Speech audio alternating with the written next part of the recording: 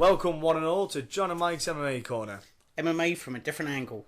And before we kick off with obviously our usual saga of laughter and seriousness, professionalism, we're going to start by asking you all to jump onto Facebook, Twitter, the lot really, the social networking sites, and give some of our esteemed colleagues a follow, because their hard work really helps not only us and yourselves, but just MMA grow. So first up we have MMA Scotland. We'd like you to also jump onto UFC Wreckage on Facebook. Their Twitter handle and their website is MMA Wreckage. We also have MMA UK, and their Twitter handle is We Are MMA UK. Jump on to Facebook to Fighting and MMA.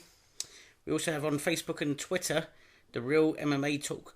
And last but not least, they're on Facebook, they're on Instagram, they're on Twitter.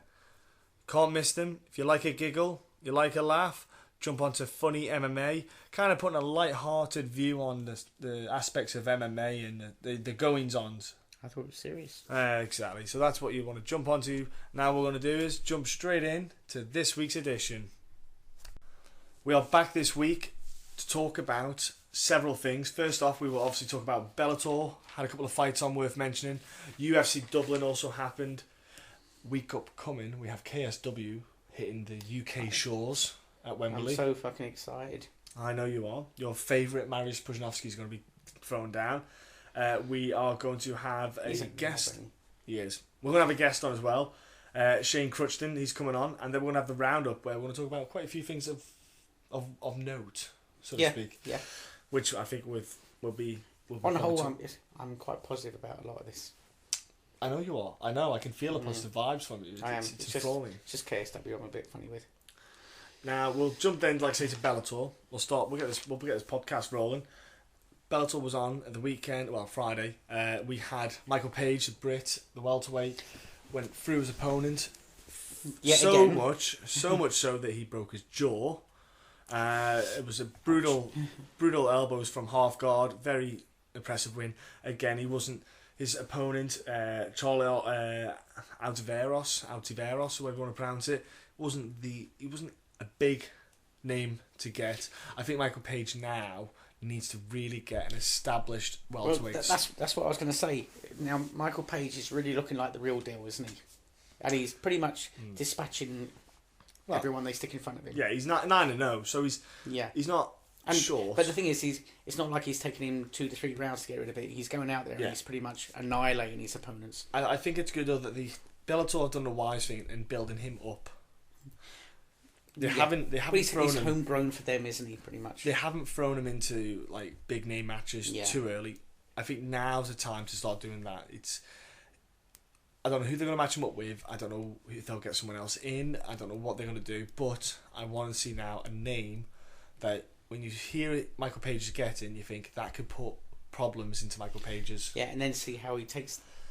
You know, like when there's a name that it brings the added pressure, like the mental pressure as well, and how he handles it. See how he handles it. So so it's early days, but I look forward to seeing what happens next with Bellator with him. It's exciting times. Yeah, it's good. It's somebody that you can see in the future. You think, he's exciting, and he's grown up stateside pretty much as far as his career. And now we're going to go to the main event, which was the title, the middleweight vacated title. Well, not vacated, sorry, it was stripped.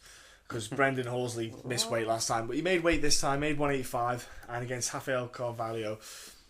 It was literally a fight that was going Brendan's way the whole time until one strike, and that shows how much MMA and combat sports in general is like one strike can end it. It really is until the fat lady sings. You know, you can't and yet you still get people that walk out before the end of fights.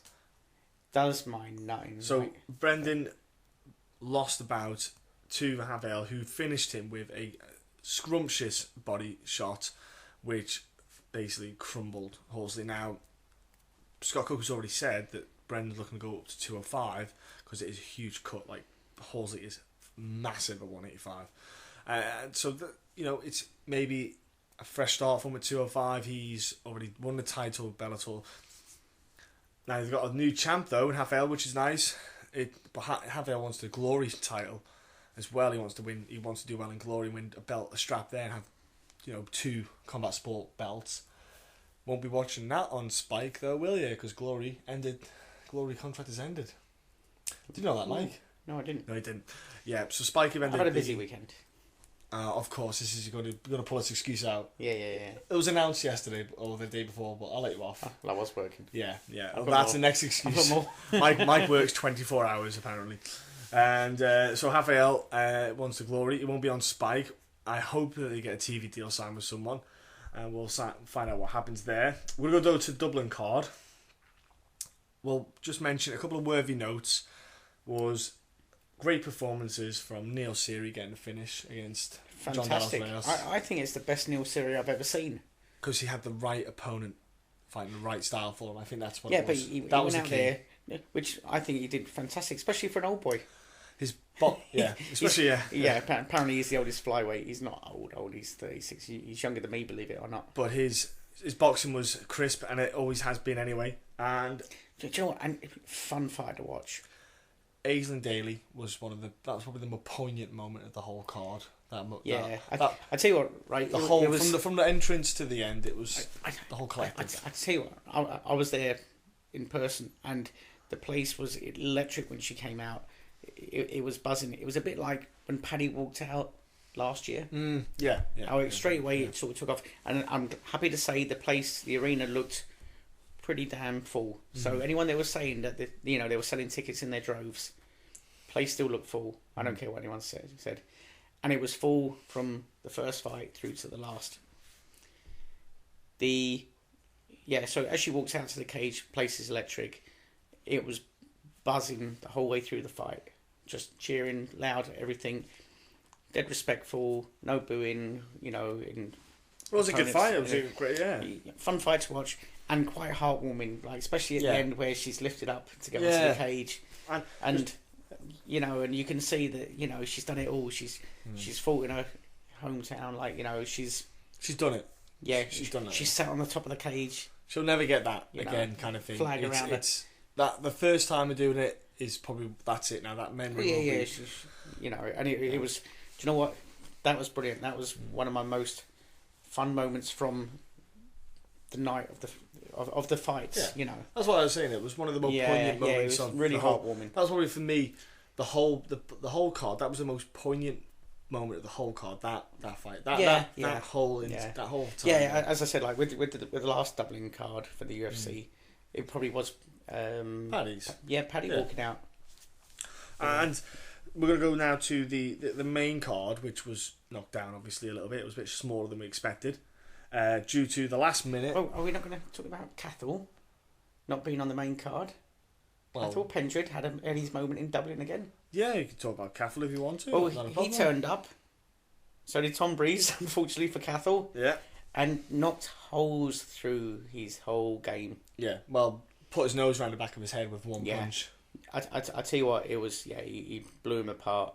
Which, I know you're probably thinking, no way. It wasn't a surprise, guys. Against the best striker. You've got Tom Breeze, who's like, he is a future something. I'm not saying he'll definitely be a champion or anything, but he's definitely one to watch. Yeah. Against Cathal Pendred, who I admire for his bravery and toughness. Yeah, he is that, if nothing else. Yeah. But I honestly believe that camp is not so much suited for him. People look at Conor and they look at the way Conor moves. Cathal is never going to fight in that kind of style. No. So it obviously works for that sort of fluidity type style. Cathal was not like that, so I think maybe he might need to move. I'm not saying that SBG can't produce fighters. I'm not saying that for a second. I'm just saying maybe he needs to go to a different type of... I think he needs to learn how to strike, in my opinion. I think Cathal's an awful striker. Flat out. I've said it online, I've said it in person. I'll tell him to his face. I'll say, Cathal, you're not a very good striker. I mean, he's got some good points, like his toughness and heart, but he definitely needs to work on some areas of his game if he wants to stay in the UFC. If he wants to stay in the UFC, secondly, finish fights. It's going to be interesting who they match him up with next, because he's now at the point where he's not a newbie in the UFC because he's got experienced fights. So see that was the thing, when he did those fights where he squeaked decisions. Mm-hmm. Okay, I'm not one to judge judges much, but it's starting to show. Yeah, all of a sudden it says, okay, well done. But that does make you 3-0 in the UFC. Hasn't he only got? And then all of a sudden he's only got one win via a finish, via stoppage. Yeah, that was against Mike King, which in theory, I know it was on the Dublin card last year, but it was meant to be on finale. the tough final. But they couldn't make it, so what they did was they rescheduled it for the Dublin card. But he beat a guy who was also on a tough series, who had never fought in the UFC, who then also peed positive and all that, and gassed his tank. But either way, he's still... Etc., etc. So, yeah. He's won, he's had decisions, but other than that, he's not really... Yeah, so against guys who are actually signed to the UFC... He's a couple of decisions, that's it. He's got 2 squeaky tights and a loss. So, Michael... Doomsday Howard. Yeah. Going into this fight, and then he's got Tom Breeze, who I think so fantastic performance on Tom Breeze. You know what? I think Breeze is going to get a lot higher ranked welterweight now. He's going to fly up the ranks. He is going to fly. We're going to go now to the main card. Put it this way: you're going to see Tom. You might see Tom Breeze in London, but he will be stateside and staying stateside. Oh, he's trying for a long time. Is that try? Yeah.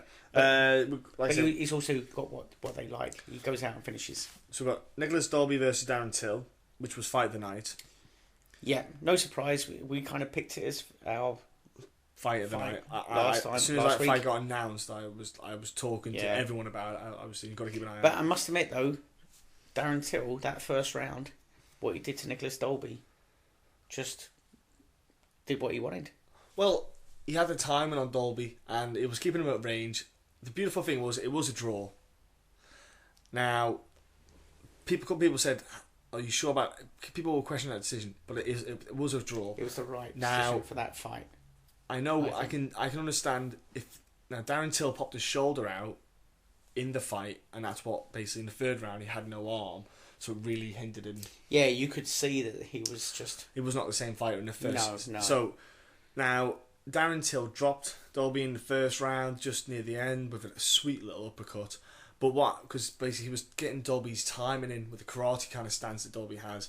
Second round, it was still Darren Till's round, but Dolby was getting a little bit better. It was getting a bit more closing the gap. Third round, Dolby literally just was clocking. I think Darren said that he popped it in the second. Yeah, he put it back in, but he was just trying to disguise it and try to hide it. But his arm was jacked. Now, if he needs surgery on it, we don't know, because Darren Till said it's happened a few times. He might need surgery, he might not. I think the best thing to do is to get surgery if that stops it from happening, because he said it's happened before. You don't want to be a Manny Gamburian, where someone shoots in for a takedown, you use your arm, and your arm pops out. Well, put it this way, it might pop out, you then lose a fight rather than get through with a draw. Good thing about this draw is they can do it again, and being the fight of the night, they'll want to do it again. I don't think they will. I don't think the UFC will match that up again. I think they'll get two different guys. See, it all depends how fast he can get healthy and ready again. Can he make London? No chance. No. Medical suspensions is welcoming. I don't see the pair of them facing each other next. I see them fighting two different guys. You think? Definitely. It's not a fight that was of importance to be needing to be a rematch. Like, it wasn't like a main event of a card, like an epic battle. It was a great fight, but I think if it's a fight that never happens again, it doesn't matter. Like, are you going to sit there and go, that fight needs to happen again? It doesn't have to. No, they can. I know what you mean. They can branch off in their own career directions. I don't think it has to happen again. They're both undefeated still, which no one thought was going to happen after that fight. But anyway, it's almost like kind of like the right thing happened, sort of thing. Sort of, yeah. I mean, I think, in my opinion, though, if Darren Till's arm wasn't wrecked, Darren Till looked like he'd got his number in that fight. Yeah, it looks like Darren Till is the better fighter in that fight. I think that style. With that in mind, Nicholas Dolby might be counting his lucky stars. I think he will. I think he should. Reza Medadi versus Norman Park was probably the worst fight in the card, potentially. It wasn't great because I think there was expectation as well after the weigh-in that they had, which was the best fun, which I've put on our Facebook page. Right. So if you want to find it, find on there. But it's So he comes out, and they've also been spouting off. Basically, they've been spouting off on Twitter as well. He is raging, like he is like, you know, pumped. like, he's pumped. Oh yeah, you know, he's up to number 11. Yeah. And Nicholas Park comes out, weighs in, and then throws this. Or Norman Park, not Nicholas Park. Sorry, Nicholas Dolby again. Yeah. Norman Park throws this pink handbag, and of course, if anyone doesn't know, Daddy's not been overly active for a couple of years. Due to nicking 140,000's worth. Quite a bit, yeah. Expensive handbags and purses or whatever. Didn't really think it was his thing, but yeah. So anyway, Norman Park gets the win. Decision win. Norman Park, though, for him, the key was it wasn't matter how he won; it was winning. Getting that win. Yeah, 2 losses. He needed to get it. That, yeah. His last fights have been now. Forget where he fought and how they finished and all the rest of it. It's still not 2 the losses. best results. Yeah, it's still 2 losses, and with the way the cuts have been going in the UFC, he needed to get that.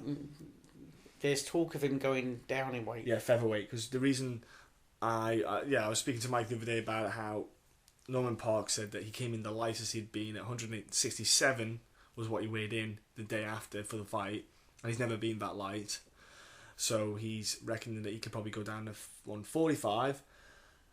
So we'll see what happens. Now, it hasn't worked out for every fighter that's went down a weight class. No. And I mean specifically in the 155s and the 145s. That it's always that weight class. It's stuck out more to me than others. See, it'd be interesting to see if he can do it, because Norman does look very lean when he comes on the scales. Yeah, I was thinking that. Now I find it hard to find where's he going to lose another 10 from. But I was like that with Dustin Poirier as well. You see, yeah. I look forward to it because it'd be interesting, because I think the 145, there's not as many names in the 145 as in the amount of fighters as there is in 155. And that's why a lot of fighters do it, because the 155 is so stacked, it's really hard to get your name in there, to get noticed. I think it's more, you got more of a chance in the 145 to get up the ranks a bit quicker. We'll see what happens with Norman. If he wants to do it, I think he's probably not going to make the London card. He'll have to wait a little bit longer just to get that walking weight, etc. down. Yeah, he needs to get it right. To be honest, he has fought pretty much. He goes on tour a lot, doesn't he? So the main event, which was meant to be the co-main event, but then got moved to the main event, it's Paddy Holohan against Lewis Smoker. Yeah. And that was beautiful. Was interesting first round.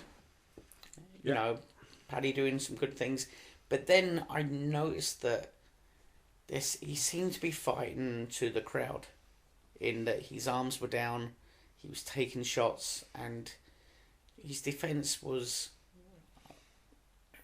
loose at best, shall we say. I've seen him fight a lot tidier than that.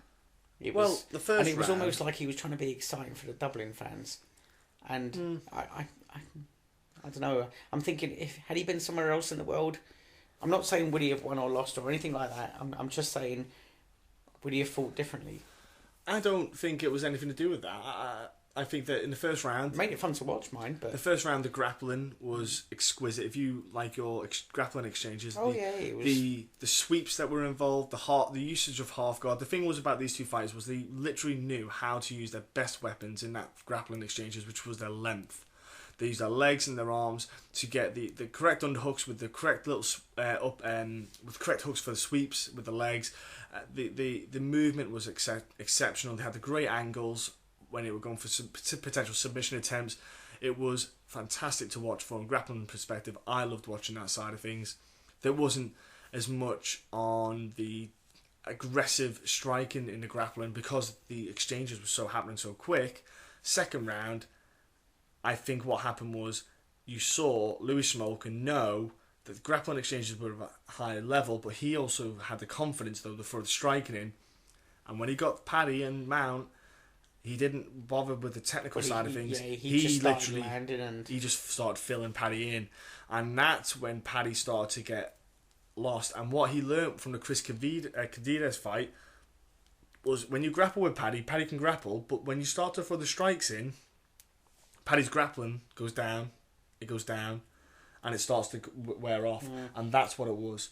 The striking knocked Paddy's grappling level down. The first round, if you watch it back, you'll see the grappling exchanges were very good, but the striking from Smoker wasn't as high. Second round come, that's what changed things around. And then Paddy ended up giving his back because he just had too many shots to the head. The fight should have been stopped anyway, in my opinion, before he got to his back. Then he rolled over, choke went in, and that was it. Now, that was literally beautiful kind of execution after Smolka. Yeah, Smolka looked fantastic. Especially especially in finishing the fight. He's a little highlight in that flyweight division, and I was very impressed with his performance. Now I have to add something a bit negative here. Not all Dublin fans, but some really let the few their behaviour let down. Yeah, unfortunately, let down for the rest. There was drinks thrown into the cage. Now I've been all over, and I've not seen that before. Drinks thrown in the cage. Sore losers, sour grapes, whatever you want to word it. I saw people getting kicked out all night long. Throughout the card. I mean, the card was fun to watch. I had a good time, but seeing people being escorted out for drunk behaviour. Yeah. There was also, I saw more cuts on people there than I did inside the cage. And when I say, I'm talking about a good few. Now, I don't know if this was linked in with the throwing of objects into the cage or whether it was, unhappy punch-ups. I'm not sure how it came about. But there was definitely a good handful of people that were cut that shouldn't have been cut that night, should we say. Do you know what? The UFC note that. They take notes of that, and it affects if they come back. Well, do you know what? Makes a huge difference. That behaviour. Like, okay, so let's say go on. They can't do the what's the big arena thing they want to get Connor into Crow Park, right? So let's say that can't be done. I can't see the UFC coming back to Dublin in a hurry. No, they probably wait another year. The problem, they might do it every other year, maybe. Well, no, I mean talking about the way they behaved. Yeah, because they're not going to bring Connor back to a little 8,000 arena. If he loses to Aldo, yeah, it opens up the chance, because that the rise and fall can be rapid. Faster the rise, the faster the fall. Absolutely, but then if you come unstuck, they know what they'll get. They'll know they get a sellout straight away there. Oh yeah, because they'll follow him right until he retires. Yeah. But I think because of the behaviour of the few, have really put Dublin's chance of putting on another UFC at risk. And I was also talking to somebody who was involved in the Bama card, and he said it was exactly the same behaviour at that card as well in Dublin. So some Dublin fans out there need to really stay away from this because they're not fans of the sport. No, but you can't stop it. You can't stop it happening, so you got to accept it. It's going to happen. No, it's basically I'm requesting something that ain't going to happen. No. What I'm saying is there's something that's going wrong out there that's going to end up ruining. But if you take away that behaviour anyway, the way the results went last on that card, 2 wins, 2 losses. So that's 2 Irish fighters on losing. You've then got to remember now. You've got to rely on how Connor does. If Connor doesn't win as well, it's hard to sell Ireland. Down. No, it's hard to sell Ireland then as with fighters on the card because if you got guys that are losing, it's hard to sell a card. Well, put it this way: somebody muted the arena after Paddy lost. Oh yeah, it was crazy. That silence was definitely. I must admit, right now, the true fans out there of, the ones that can behave, were then heard because they did when Smolka then spoke on the mic. They did give him applause and cheered him and what have you, which was good to see. Unfortunately, we had to see that ugly side from the few beforehand, which more than pissed me off. Now, the main event originally, which was going to be Dustin Poirier versus Joe Duffy, didn't happen. As everyone knows, the fight got scrubbed because Joe Duffy got a mild concussion from sparring the week before and got tested when he got back over to Ireland, and that fight got scrapped, which is now being rescheduled for the 5th of January. I hope that mild 5th of January, 2nd of January. 2nd of January, I believe. Oh, it's UFC 195, isn't it? Yeah. That's why I'm getting the 5th in my head. Now, that's the Carlos Condit. Good card, fun card. It's a good card. I hope he's recovered from the concussion. Yeah. Do you know? I'm pretty sure he still hasn't fully recovered. I don't know how they're going to... Let's put some armor gloves and... I don't know how they're going to monitor that. And moon boots on his... because in theory it's only, 10 weeks away? Now, to get over a concussion? Now, some people did say to me, what the hell would you be doing sparring for that? I believe it was his last sparring session. And it doesn't have to be a monster shot. No. You know, No, and let's be honest, no. you can walk onto things as well. You can. Oh yeah. You know what I mean? Yeah. It's easy. You know. And it was mild. It wasn't. It wasn't like full blown. It was mild. No, Even no. still, it happened. People got to accept it. People do. You know, you can slip and sprain your ankle getting out of the bath. Yeah. You know, doing a weight cut, you can fall over and get out when you get out of the bath. You know, it's Yeah. don't Only see twice why. a year, mind. Yeah, but it can happen. And that fight's been I'm rescheduled. glad it's been rescheduled because it was an interesting fight. It was an interesting fight. It was super interesting. Now, go on. No, go on, carry on. Now we're going to move on to KSW, which is coming. Oh, can I just say well done to Stevie Ray for getting another win in the UFC? Yeah, sure. Yeah, 'cause it's one of our original interviews, and so KSW, are coming over to the UK shores, like we mentioned. They're at Wembley this weekend. I won't lie, I actually did. Someone mentioned it at the start of the week, and then I forgot about it all over again. And then I remembered today, and I was like, bloody hell, KSW are on.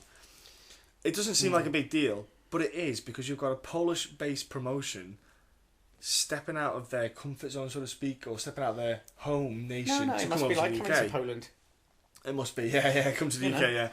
And they've got 4 UK fighters on the card to kind of back up, to help get the numbers in. It will be interesting to see what the numbers are for the crowd. It'll be interesting to see how it goes down in the UK. Yeah. The main event isn't one I'm even bothered about, but it's happening, so you got to kind of accept Big boy it. Podgy. Yeah. So you've got, but UK wise, you've got Andre Winner, Ollie Thompson, Jimmy Wallhead, and your James McSweeney fighting. So they've got some established UK names. So I wish all of them well because you're up against it. Not necessarily because of who you're fighting, because I don't have an awful lot of faith in this promotion. No, as in, the judges aren't based from Poland. No, UK. it's but the promotion's just. The main event is Mariusz Pudzianowski versus Peter Graham. Peter Graham Mariusz Pudzianowski, you know, he came into MMA. He's 9-3. He's never going to be someone who's going to make the UFC dizzy heights. Do you know what? He gets picked. His fighters get picked for him these days a lot Very carefully now. And he's fighting, example, Peter Graham, 40 years old. He's 10-9. He's 1-4 in his last 5 fights. The one win was a guy who got a knee injury, who's coincidentally fighting James McSweeney. Was this on the Bellator card? The last one? Peter Graham? He's been on Bellator. He's fought on Bellator. Yeah, he's fought on there. I watched him. Now, he was supposed to be this He's not bad. kickboxer. He is. And he can be alright in flashes, but Yeah. you know, it's He's perfect. I'll reserve judgment. He's perfect for Mariusz. Yes. Because he could be a kickboxer and Mariusz will just bulldoze him into the ground. Yeah. Where he can't get off the ground. Now Mariusz will just throw his awful swings called strikes, and if they land, it's a big 250-pound guy hitting you, so it still sucks. So the main event comes along. I'm not even fussed, but that's happening anyway. You've got to accept it. We've got to talk. We've got to mention it. It's a touch on UK shores. It's worth touching on. Now we're going to go to an interview. It's coming up soon to Remembrance Sunday in the UK, where we remember the forgotten. Some people might forget. So get your poppies, folks. Exactly. And if you don't want poppies, that's no problem. There are airports dotted all over the country. Yeah. Jump on a plane and fuck off. Yeah, because you'd be speaking you'd be speaking German if it wasn't for that. And if you're from Germany, we're not having to go to Germans, but we're just saying. No. I like Germany as well. Yeah. But what I'm saying is show a little respect to the people that have kept everyone free. Yes. Yeah.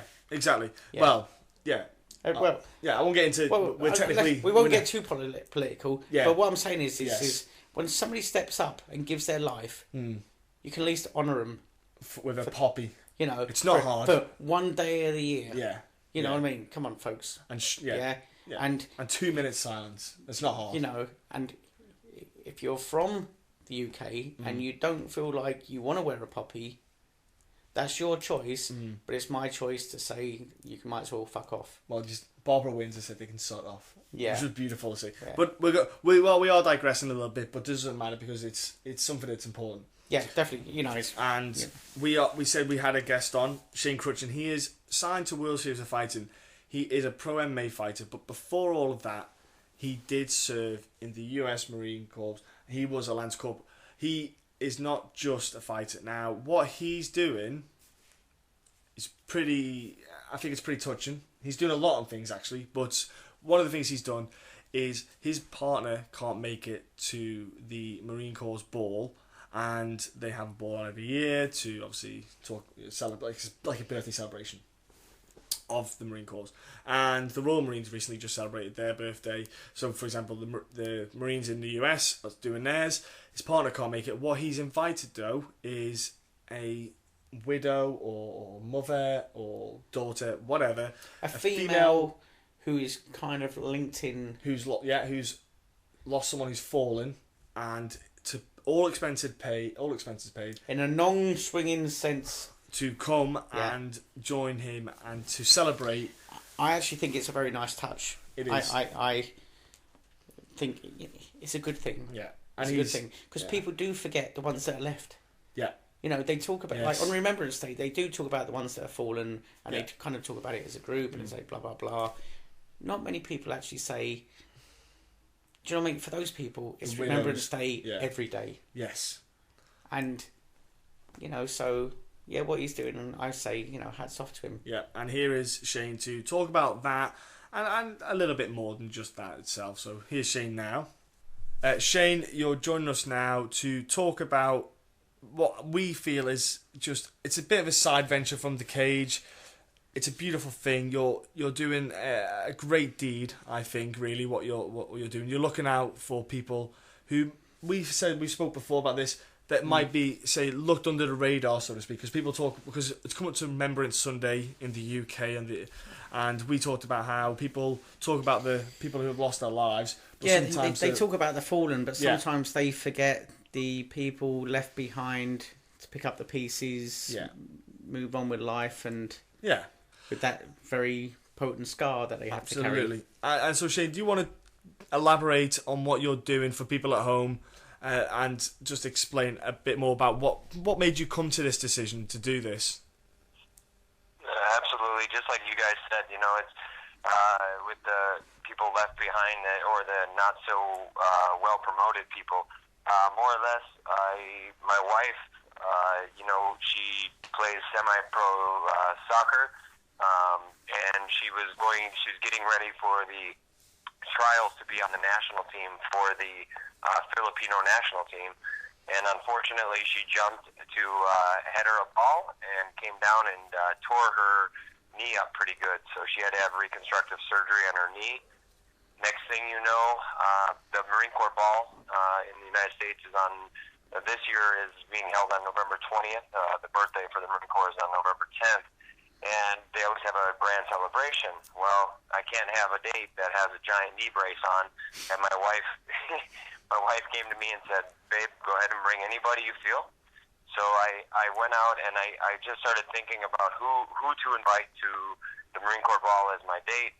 And I thought no better person than a soldier, a Marine's mother, wife, or daughter that was killed in action while serving in Iraq or Afghanistan. In the United States, we call them Gold Star family members. So I figured I might as well bring them because, like you guys had just mentioned to the people at home, you know, they're the people that kind of they float under the radar and they're not well promoted. So to have the opportunity to bring somebody that has given such a large piece of their heart and their life to a cause and lost it's to be able to bring them and show them that not only the Marine Corps but the Marines themselves, you know, you're still family members in service. I know around the world, I have some friends in the Canadian Army, and you know, I met a bunch of you know, the European military while I was serving in Iraq, and it doesn't matter where you're from. When you take that oath to protect your country, it's a bond that you know you live and die by. So I'm showing that by bringing these Gold Star family member. And it's touching. It's a beautiful thing to hear. And I believe that I hope as well that you've maybe tried to encourage other men to do that as well in the Marine Corps for this, that maybe don't have dates as well. Is that something that's being echoed by them as well? Absolutely. At the end of my video on YouTube, you know, on YouTube is where I released the video, and it's gotten quite a bit of attention. from the media worldwide. And it's not something I ever expected, but it's very welcoming and it's good. At the end of my video, I encouraged other Marines to go ahead and accept the challenge from me to invite a Gold Star family member that, if they don't have a date, because a lot of Marines, female and male, they'll go to the Marine Corps ball with no date. And I basically say at the end of the video, there's no need or reason that anybody should go to these Marine Corps ball celebrations alone. So yes, I do encourage it, and I hope others follow suit.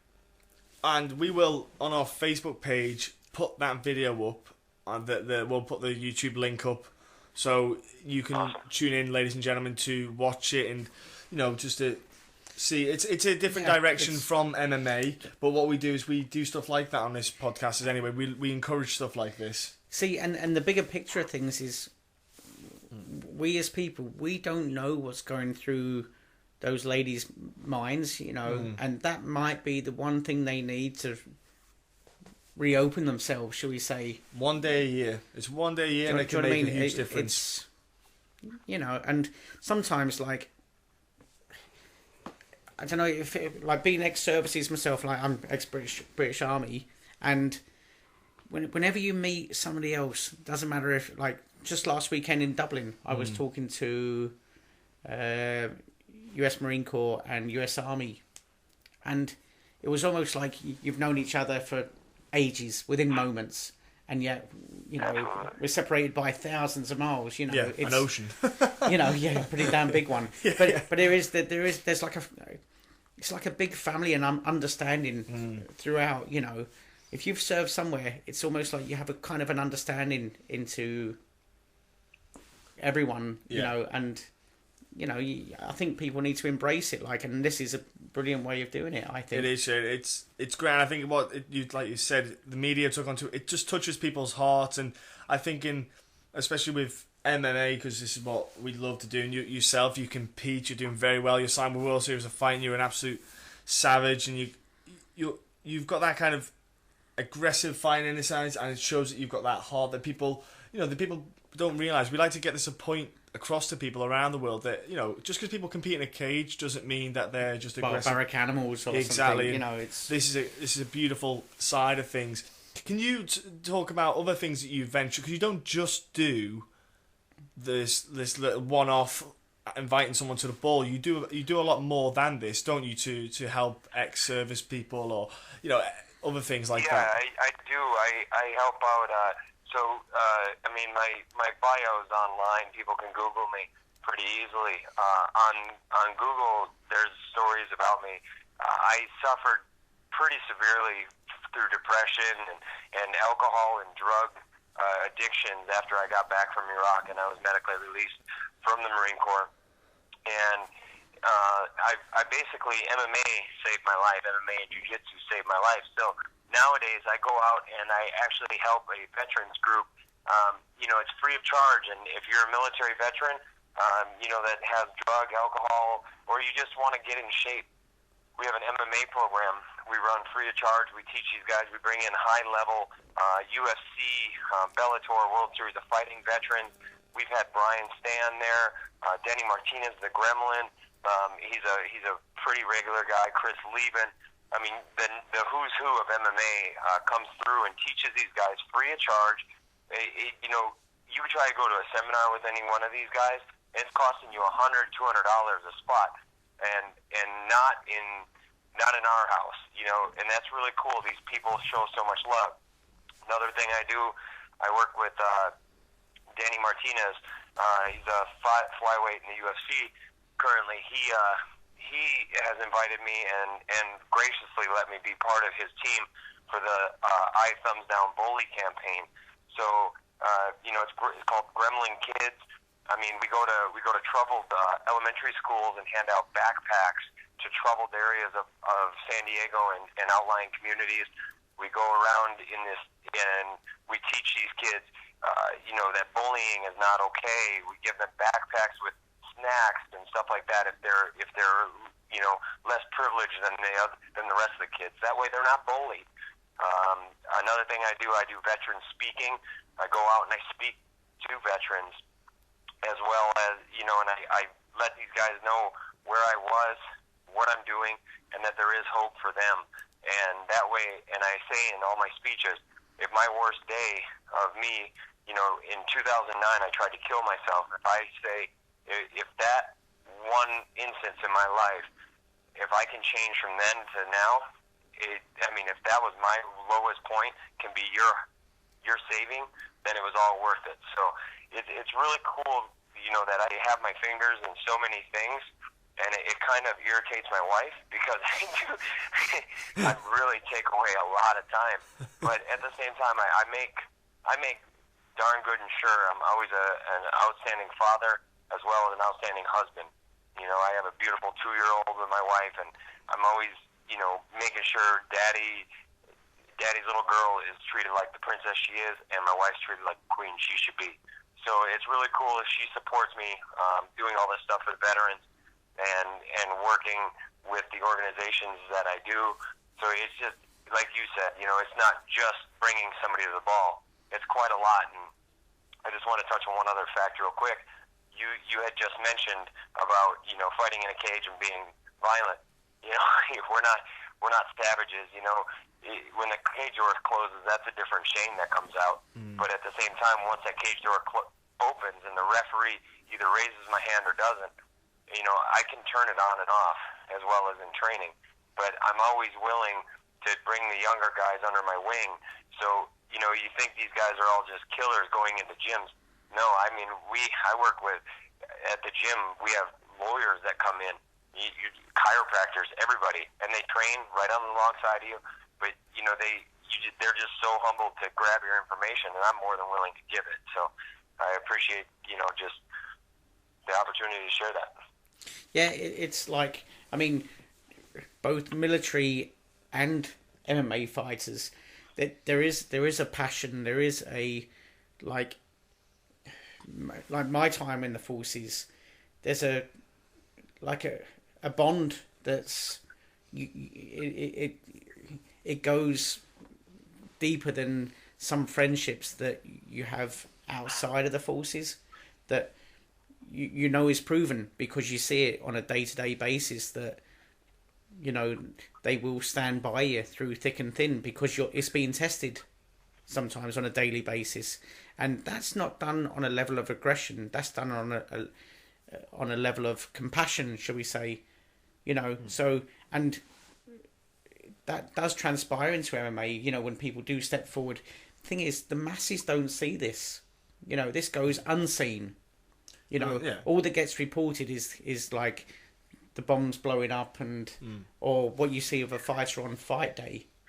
You don't see the compassionate side really on a on a wide scale. Yeah, the training, the time that the hours you spend in training together, the sweat that you pour out with each other, the effort that people put into each other's well-being, and it is that it's beautiful that this is happening and this is able to get out there. I think moments like this is huge, and I hope that the World Series of Fighting are in some way looking to maybe add to this or do something with you with this. I hope they're putting their hands. I hope it explodes on the scene and everyone takes a leaf. Well, like, for example, Tim Kennedy, he's a very avid speaker about the military and obviously the pro fighter. He's a great one to talk about it as well. And I hope you maybe get hooked up with Tim Kennedy as well. He'd be a great one to have to help you out. I'm sure he would be more than happy to because he's not fighting at the moment. But you've got such a great kind of goal that you're setting and an example that you're setting to people. I think, Shane, what you're doing is something that we needed to get on to this podcast and get out there to the masses. And I can't really praise you enough. When I read and heard about this from a colleague of ours, it was just beautiful to hear, honestly, Shane. It's nice to hear a heartwarming story. It is, and Shane, I just have to take my hat off to you on that one. So you've done proud. You've done so many people proud with this. I appreciate that. And that was never my goal. Like I said before, never my goal to go above and beyond and get recognition and go out and have all that recognition. just a little caveat to the Tim Kennedy comment. So Tim Kennedy's involved with a company. I don't know if you guys probably heard, pretty familiar, Ranger Up. Yep. Those guys over there, that's been my family for years. Those guys have taken care of me ever since I was a young fighter and nobody would give me a chance. They were my first ever sponsor, and they're the only sponsor that stayed with me so far my entire fighting career. They basically turned into family, and they're the ones, if it wasn't for them, and I shot it off a few of the guys on the board, and I showed them the video first and got some pointers and re-recorded, so it was really cool. So yeah, it is like you said, the military community. So I'm complete opposite coast. I'm on the West Coast, they're on the East Coast, and they had no problem. Hey, Shane, do this, this, and this, boom, boom, boom, it'll be perfect, and I did. And these guys took time out of their day, and they just got done recording a movie. So, I'm bugging these guys, and normal people, if I tried hitting up my colleagues from work, they'd be like, "Oh man, I'm too tired. I worked an 8-hour day." These guys just shot a movie for over almost a month straight, and they're like, "Oh, no problem. No problem. I got it."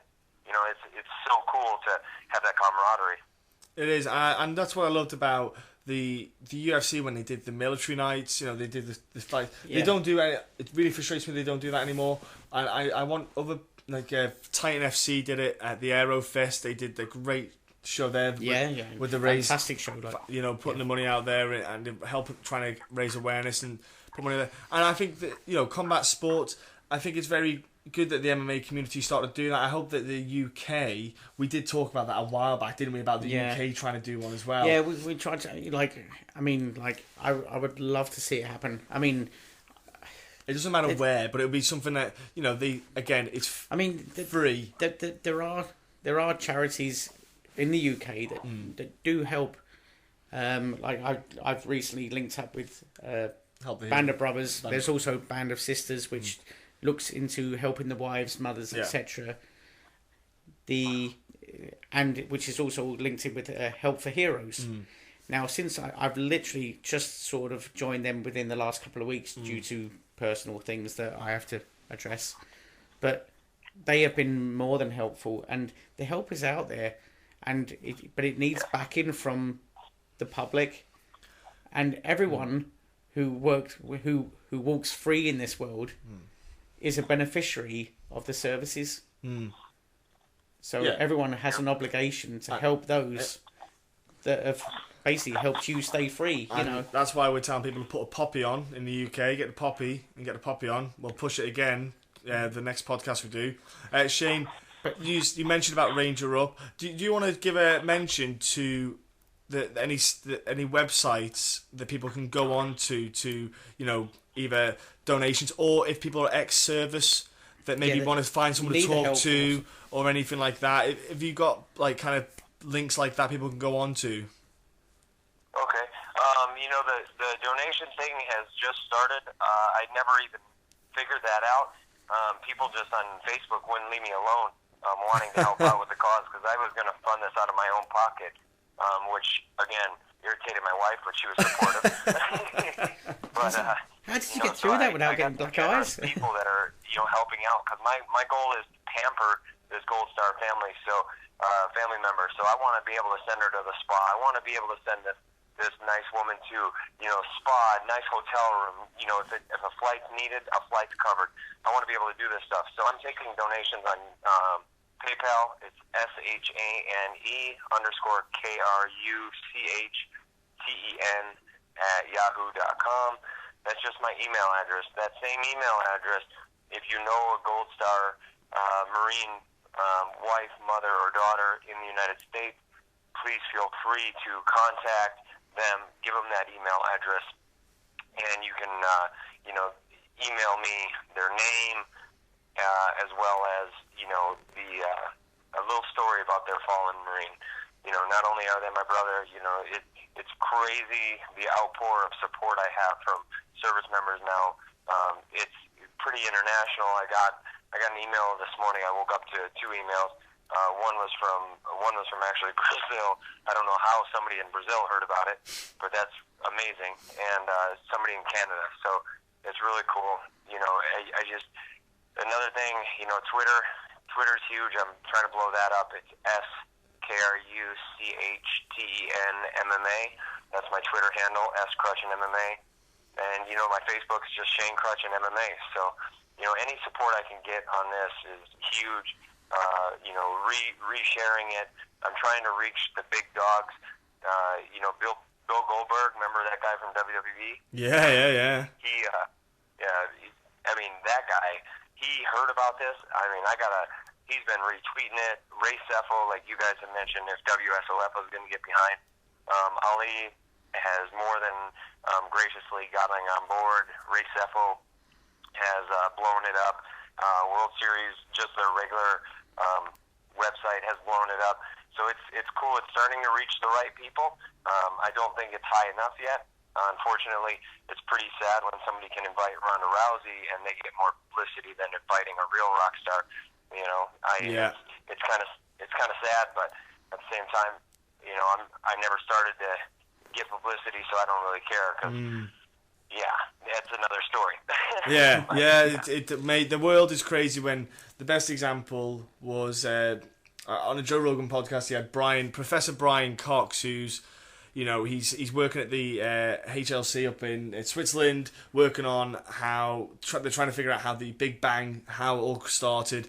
Yet you've got Kim Kardashian, who gets millions of followers, and more people are interested in her buying a pair of shoes than what this man is doing. Just because she's got a big ass. Just because she's got a big fake ass.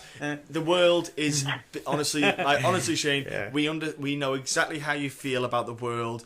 It's it's all backwards. It's completely backwards. But yeah, we could go for hours on that one. Yeah. But buddy, carry on. What are the charities then that you work with? What are the names of them again? And could you just mention if there's a website or a Facebook page that people can go on to them, etc.? The charities that I do work with, Mighty Oaks Foundation is huge. They help give retreats to veterans that have PTSD, substance abuse issues, or emotional issues in a relationship. So they basically show veterans how to be better husbands, better men. It's a religious retreat. It's amazing.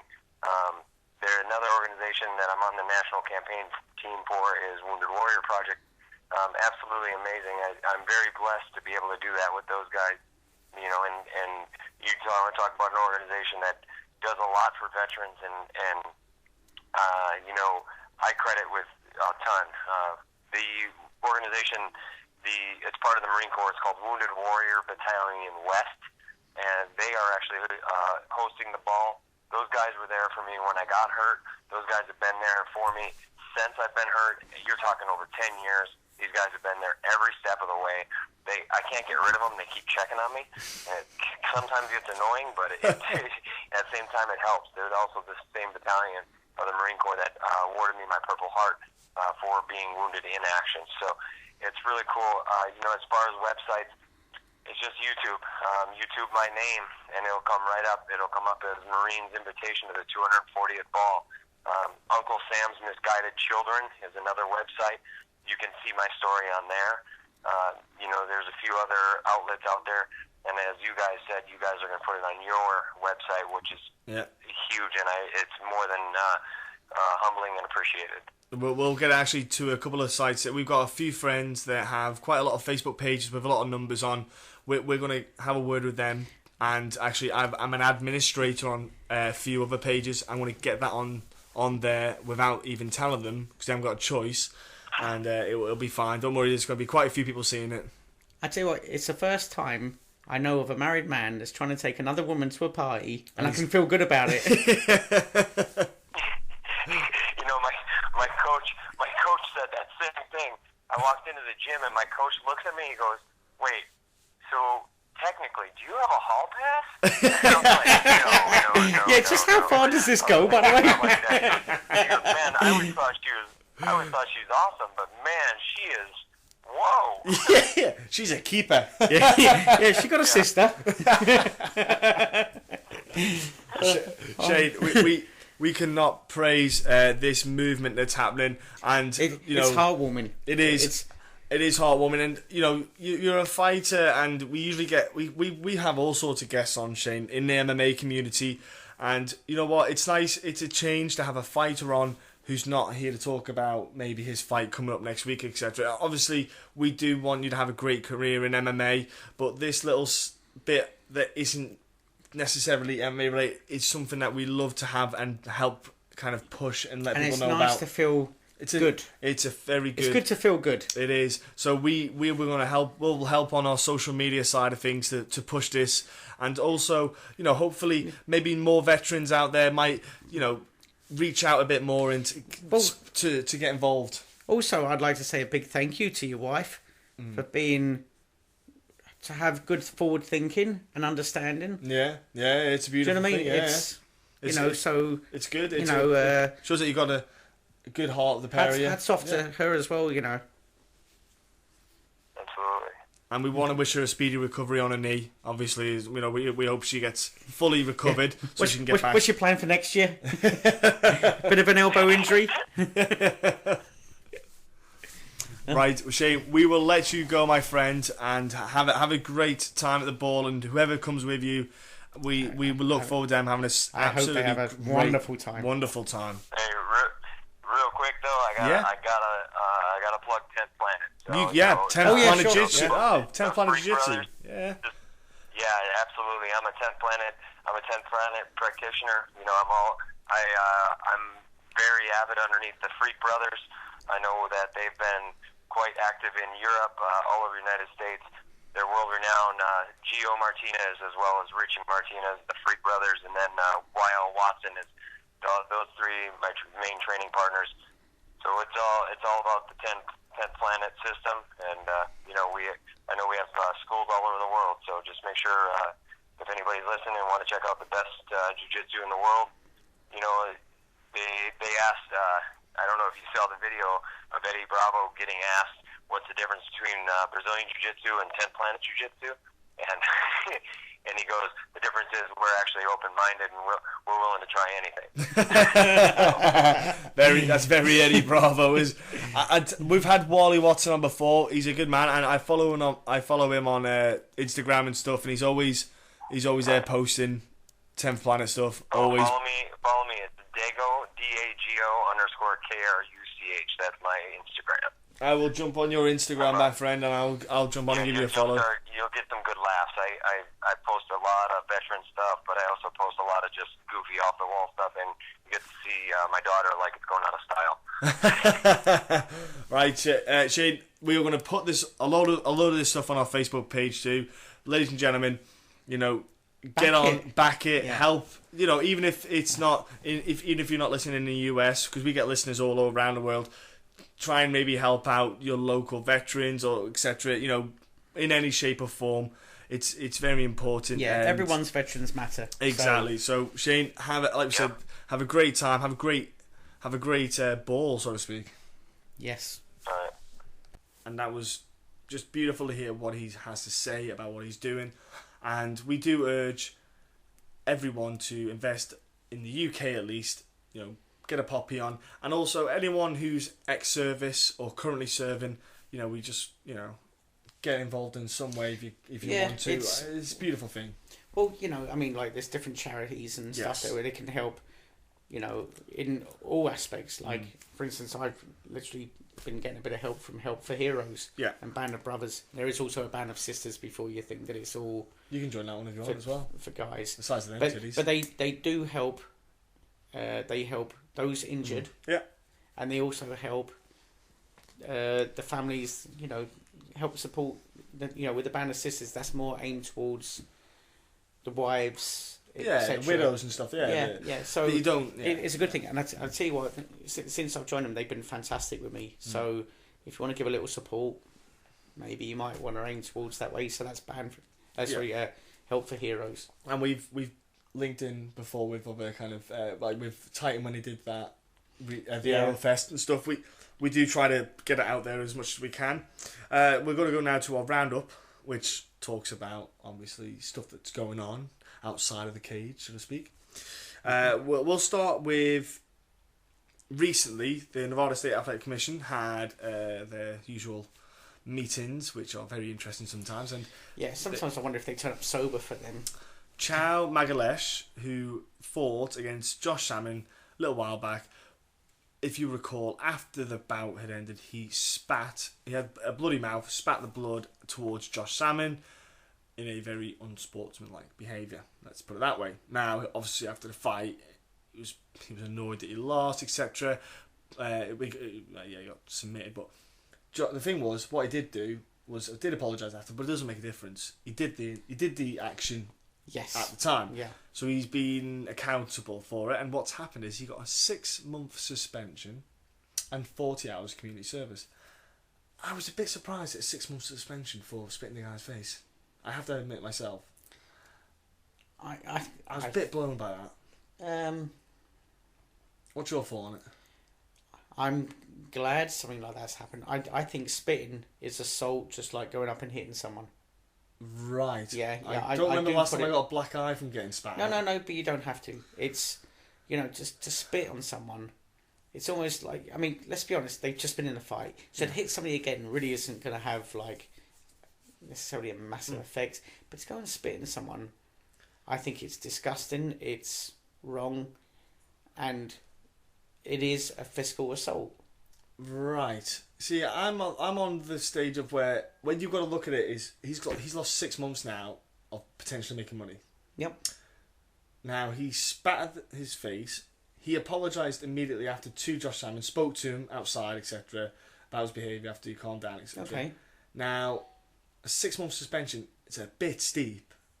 Now, I think maybe 40 hours for community service, I think maybe if you up that a bit more and maybe fined him a little bit. I'm not saying fine him a lot, because he don't make a lot anyway. Do you know what? 6 months suspension I'm going to add now. Is a bit much, mate. People might think again before they do that.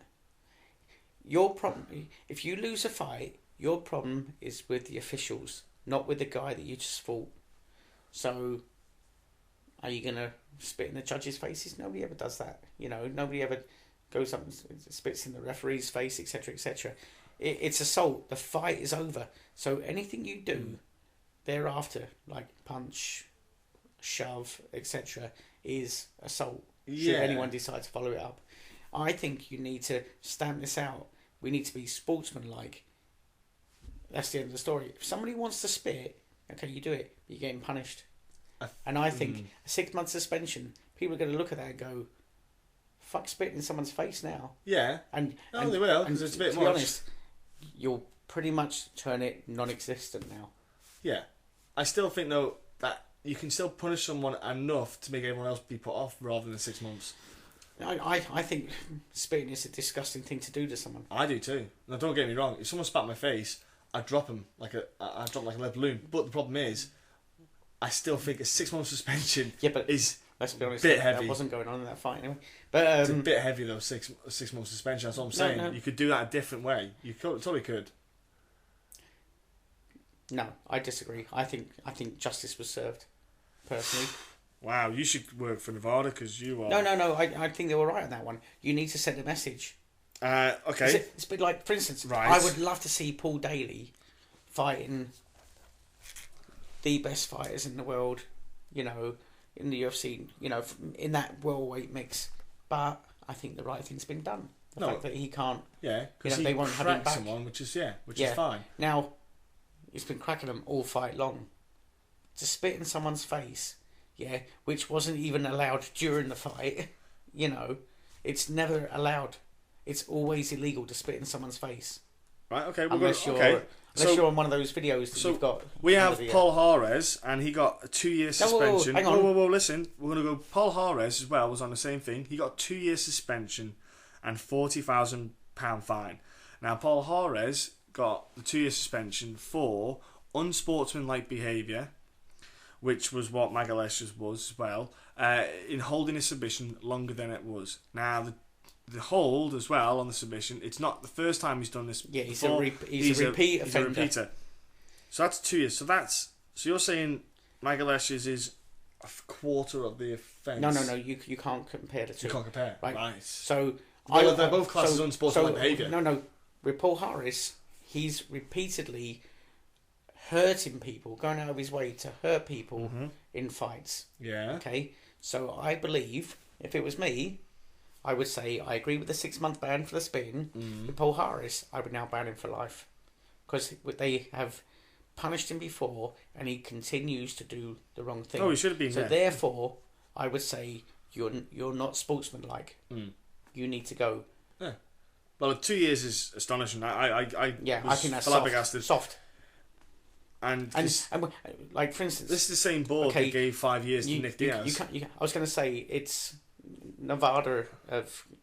So I agree with the spin. I disagree with Diaz wholeheartedly, and everyone knows I'm anti-drugs. But at the same time, because you like to smoke a bit of weed, should you have your career finished for you? No, you shouldn't. Considering it's getting legalised, to be honest, it's starting to get legalised in nearly every state in the US anyway. It's getting to the point where you're thinking, really? It's But okay. with Magalesh, we all know how it happens. With Magalesh, it's 6 months. We can argue all day at that. I think you need to send out a message. I wasn't the only one who was absolutely flabbergasted by the 6 months. I have to say. Now, and when I say not the only one, pretty much most media outlets I know were just flabbergasted by 6 months. All of us were just like, unbelievable. I believe Josh Salmon was even like, really? 6 months? Everyone was flabbergasted by it. The Paul Harris one was more shocking. Yeah, because that guy needs to go. You see, the pair of them, those pair of sentences need to go the other way. Like 6 months need to go down, and 2 years need to go up. No, you see, because with 6 months, it's,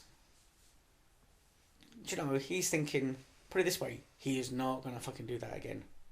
Yeah, do you know what I mean? But what makes me think it's wrong. What made you think he would want to do it again anyway? If it wasn't 6 month suspension, like. Yeah, but why should he want to do it in the first place? No, what I'm saying is. That's what I'm saying. These people that he made a choice to spit in his face. He did make a choice, but have you ever been in a fight and at the end of the fight had that reaction? You've never been in that circumstance. I know, Mike. Listen, but you've never been there. That heat of the moment.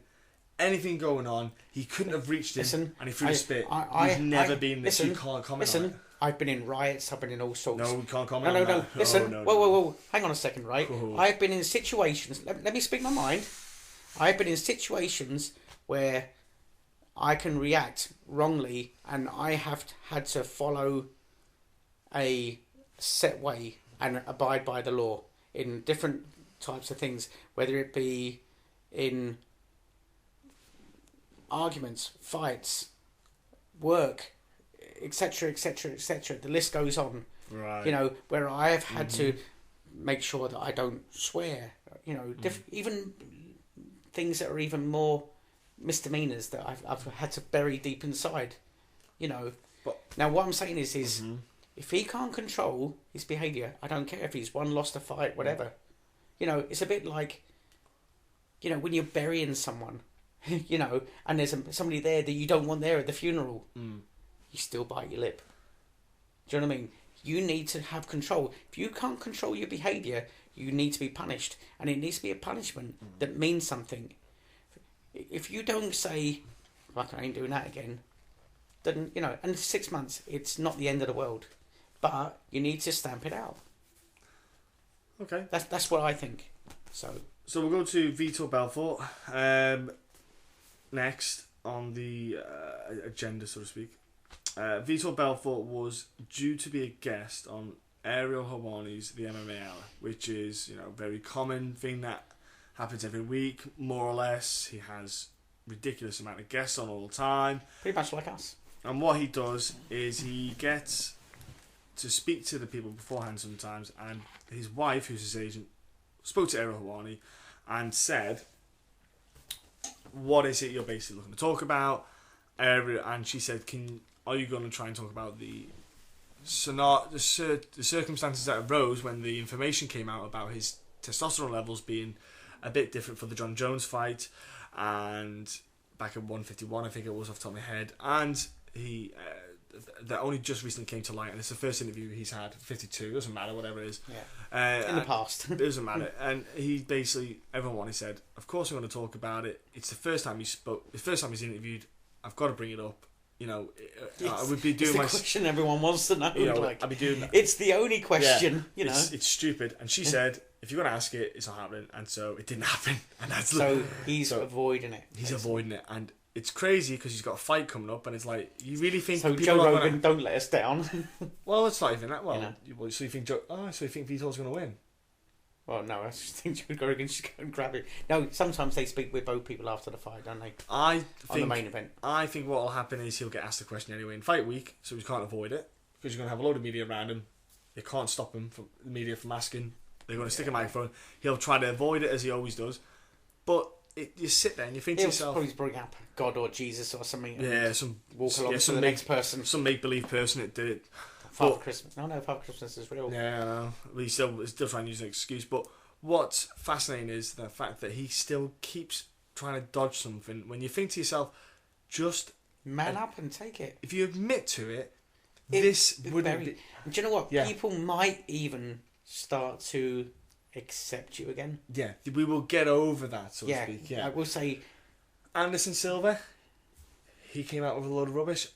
Do you know what? If Anderson just manned up and said it and said, "Look, I was freaking out about my injury." I'm actually rattling my head at the moment to try and think of someone that has put their hands up and basically people then put it behind them. I went, okay. There has been people that have said it. But what I meant was, with Anderson Silva, if he said, "Look, I was really freaking out about my leg. I took it to help me healing quicker," people would have probably accepted it. Silva was quite honest about it afterwards, wasn't he? Yeah, well, he kind of had to take it because he's well, that's what the thing. Like people, he's medically but people do kind of feel sorry a little bit for him. You know, it's there have been people that have taken it and put their hands up. But what frustrates me with Vitor is he just won't be a man and stand up and admit what he's done. And I can't really look at his legacy. I can't respect him. I can't either. I can't. No. It's a legacy. Now, you can forget about his early fights because most people are probably juiced. He was, yeah. But do you know what? It's fine. Let's look at his, we accept right, that. let's look at his second era. So, from when he burst on the scene against, like... you mean when he came back to the UFC? Yeah. After the affliction, not affliction, after... he went to affliction, didn't he? Yeah, he went to affliction, sorry. Yeah. He also went to cage race and stuff like that. He went on tour. Like. After all that stuff, when he came back, yeah. So when he come back, so let's look at his second tenure. I can't respect anything he's done. Now, am I saying he wouldn't have knocked out Luke Rockhold? No, I'm not. Am I saying he wouldn't have beaten Bisping? No, I'm not. I'm just saying that he had an unfair advantage. Would he have smashed that? Because I honestly believe Luke is clean, and I believe Bisping are clean. So they've at least gone in there honestly and full. Well, they passed their tests. Exactly. They passed Yeah. I've got no reason to question those two guys. Yeah. We knew he wasn't clean because he was on the TRT, so we knew he wasn't clean anyway. Yeah, the fact that he was just drilling it to the friggin' how much he was taking it was not monitored. No. Apparently he had 4 bullets going into that fight. Yeah, he did, and one of them hit Luke Rockhold in the head. But it's one of them things where I just look at it saddens me because I think, put it this way, if it doesn't give you a massive advantage, why the fuck was he taking so much of it? Even when he retires. And if he admitted it afterwards, I'd be like, why can't you have said it again? It's too late. It is too late. And your legacy has to be made as you go along and create it, you know. And we're going to go back to Nevada State Athletic Commission because they're a bit busy. They've been busy. Nick Diaz, did you know what? That petition that everyone signed online, it's made actions and made movements happen because it hasn't went to the White House and had a response yet. But what it has done, it's made Nevada stand up and listen. They're reacting before it even gets to them. Apparently, they're all moonwalking as we speak. So they're talking to Nick Diaz's lawyers, and it potentially could happen so that Nick Diaz is free to fight again in 2016. Because obviously he was still serve a ban. I'd like to see him have one fight and then say, "Fuck you guys, I'm off now." Yeah, well, do you know it's nothing the UFC have done. It's nothing. It's all in Nevada. So no. I didn't mean towards UFC or anyone, but like he's probably, I don't know. He's probably nearing the end of his career anyway. Yeah, you know, he's in the twilight of it, shall we say? But he still maybe I don't know. I haven't said that. It's Nick. He can do. He's still not slowing down. He won't stop now. But yeah, you know, it's Nevada. Something has to be done about Nevada, and let's be honest, it'll never happen. There's probably 3 or 4 fighters out there that could probably change that in a heartbeat, like the likes of your Conor McGregor's, your Ronda Rousey's. Yeah, and John Jones. Although I doubt if he's really going to go against. No, nothing. That one did. But what I'm saying is they could basically turn around and say, "I'm boycotting Las Vegas because I believe they're." But it won't affect them that much money wise, Las Vegas, because they make no. It won't affect them that. No, it won't hurt them financially. No. But you know what? It would fly around the world. As in like it would be huge. The public would find out. You know what I mean? No, they would. But Henry Cujo's done it. He's boycotted. He said he'll never find Vegas. But Even if it costs him the title, he won't fight it. But outside of your hardcore guys, not many people know Henry. No, they don't. Nothing against Henry. No, he's a genius at what he does. It doesn't. But he's not there yet. You know what I mean? don't think it's gonna.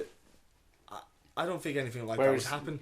It's not like it's far more political than we could even try to start. But the likes of if Conor or Ronda Rousey turned around and said, "I'll no longer be fighting in Las Vegas because they're a bunch of corrupt, power-hungry bastards," won't make a difference. Telling you right now, won't make a difference. But it would get word out there to the masses. It would, but even if it does, that shared in a bit. It won't make a difference. I know, but it won't make a difference. Last thing I want to touch on, which is good news, but I say it's good news. It was kind of expected anyway. So, John Jones getting reinstated back into the UFC because he was obviously taken out of the UFC because of his criminal record, etc., like that. And then he got reinstated, which we knew was going to happen. We knew he'd be coming back because obviously after Nevada State Athletic Commission didn't ban him, etc. They basically put things on hold, kind of until. Yeah, he's got to do a lot of community service and stuff like that. But apparently, there's a fair bit of good coming from that already. Yes, yeah. Do you know what? John Jones should have been doing that all along. Every time he felt like picking up his little crack pipe or whatever it was he's been doing, but he should have said, "Oh, just get me into another school." and straight away, do you know what I mean? If you're Ryan Bader, you must have been like, bollocks. That guy can't get a break. Can't get a break, bless him. Because do you know what Daniel Cormier? And do you know what made me laugh? Daniel Cormier just recently said as well. In the past, I think it was 24 hours. Said, "I'll let John Jones have a rematch," and you're kind of sitting there and you're like, I don't think you got much of a say in this. I don't think you got much to say because John Jones is getting his belt back. Yeah, I was going to say, like you can do whatever you want. There's an empty cardboard box heading your way at the moment, DC, and you've got to plug that belt in there. But he's also said he's going to have a little break, DC. Remember, he said he's going to have a little break before he fights next. Yeah, the reason why you're having a little break is because he's going to go off and fucking train everything. Doesn't matter what he's going to do. He's going to have a little break because he's going to stop getting his ass whooped. I heard that he's had a mirrors put all over his bedroom. Not so that he can have a bit of kinky sex, so that he can keep looking in the mirror and say, "You can do it, DC. You can do it." He can't. I feel sorry for him. It's literally on a countdown till John Jones gets that belt back. But you know what it does do? It gives me a fight that I do want to see. That rematch. Eventually. No. It's not a rematch. I want to see Rumble Johnson against John Jones. Oh right. I want to see the Gus fight. Yeah. Oh no. As does everyone. I know Cormier and Jones. I'm not in a hurry to see that. Because I want to see how quickly John Jones will try to destroy DC. Because I think John Jones has got DC's number. Oh, he does, but what I mean is I'm looking forward to seeing how he crushes him. That's what I'm looking I forward to. think he does it easier this time. The first time, I think John Jones could have finished it, but he didn't. Yeah. Sort of dragged it out a bit. I want to see him destroy him this time. And that's what I want to see. Now, I think that if that happens, there's potential might happen potentially in New York. Potentially. But again, it all depends on this law stuff that's going through. Yeah. Don't even hold your breath. I say New York with no hope and no glimmer. I just say it because it just sounds fun. Sounds funny. Yeah, it's more of a joke. What? I haven't even booked a hotel yet. Don't. There's no point. There's no point in wasting time. Well, you do get your money back. Yeah, but you might as well book a hotel for every weekend of the year because you just don't know. So yeah, that's happened. It's interesting to see what John Jones will come out and see how he comes back. Hopefully, it'll be DC at the start sometime next year. We are going to wrap this up now. We obviously want to thank Shane for coming on, for what he's doing, and we hope you enjoyed hearing Shane and hearing what he's doing. And we will be back next week to talk about obviously in depth with KSW results. Yeah, but we will talk about. Good luck to Podge. Hope you get your passport open so you can get over it and get your ass kicked. Yep. Against the 40-year-old. And then we've got next week we'll talk about Henderson Belfort card coming up. Got to look forward to that. The trilogy. I am looking forward to that I'm looking forward to because that fight, yeah. I think it's a massively different fight now. Hugely different, and we'll talk about why next week. Pat Cummins and OSP on that card as well. I know. Not really OSP, not OSP. Glover Teixeira. Yeah, very interesting fight. Yeah, very interesting fight. So we'll talk more about that stuff next week, and there'll be other bits. We've got an interesting guest next week as well. We'll talk more about that next week when he comes on. Yeah. Don't want to jinx Don't it. want to buffer it up anymore Don't than we want to already jinx have. it. Exactly. So we'll talk about it then, and have a great week.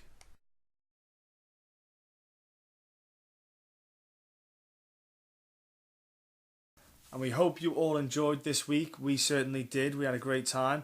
And we just want to get you, before you go, jump on your social networking sites and give these people a follow. We have MMA Scotland. We have on Facebook UFC Wreckage. Also, their website and Twitter is MMA Wreckage. We also have MMA UK, and their Twitter handle is We Are MMA UK. On Facebook, we have Fighting and MMA. And on Facebook and Twitter, we have The Real MMA Talk. And then last but not least, on Facebook, Twitter and Instagram, they're funny. They talk about MMA. It's funny MMA. Jump on. They'll give you a giggle.